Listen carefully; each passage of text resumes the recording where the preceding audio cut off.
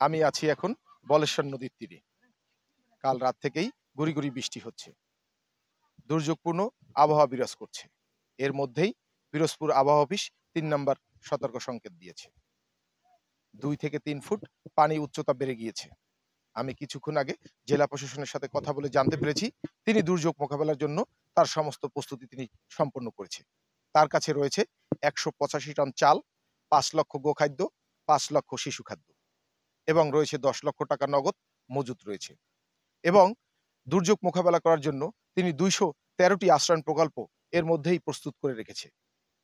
আমি আপনাদের দেখানোর চেষ্টা করব যে আগের তুলনায় এই নদীতে এখন পানিটা অনেক বেড়েছে।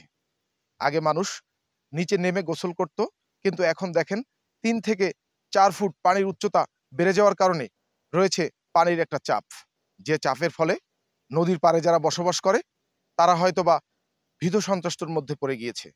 আসলে আমরা দক্ষিণাঞ্চলের মানুষ, সেই হিসেবে আমরা কিছুটা মানে দুর্ভাগ্যবান মানুষ।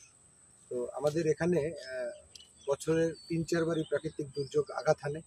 তো যার কারণে হচ্ছে একটু ভারী বৃষ্টি, একটু জোয়ারের পানি বেড়ে গেলে আমাদের শহরটা প্লাবিত হয়ে যায়। তার কারণ হচ্ছে আমাদের এই পিরোজপুর শহরটার চারিপাশটাই হচ্ছে নদীতে ঘেরা।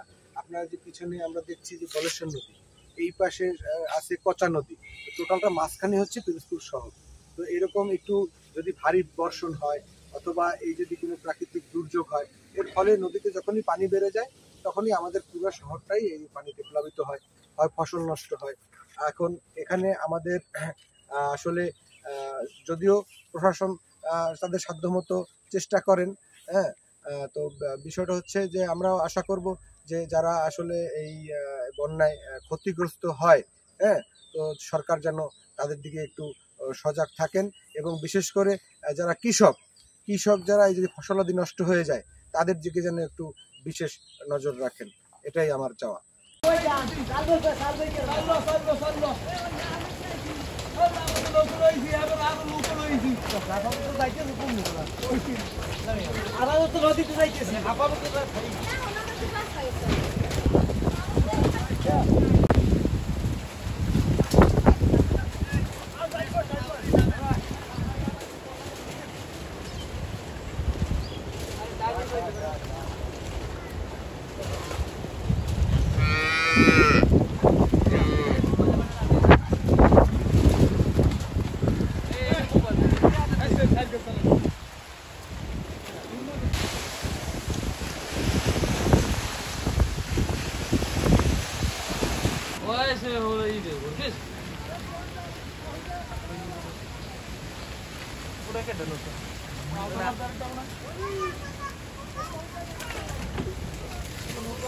Udah